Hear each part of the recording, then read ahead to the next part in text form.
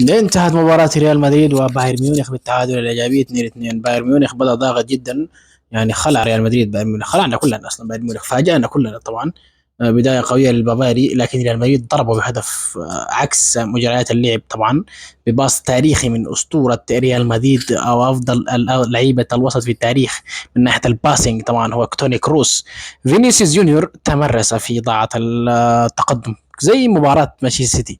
فينيسيوس يضيع بدايه الشوط، دائما ضيع، ولكنه استفاد من ضربه جزاء بسبب رودريجو، وسجلها وعدل طبعا لريال مدريد. نتيجه ايجابيه لريال مدريد، لكنها غير مرضيه لانه تمنينا يكون يعني نفوز في اليانز ارينا، لكن للاسف الشديد انشيلوتي لسه قاعد يمارس حركاته الدفاعيه. ريال مدريد فريق يعني ما يعرف، هو يعرف يدافع صح، بس مو الدافع اللي قدام كل الفرق، يعني انت مو كل الفرق تدافع ترجع على يعني.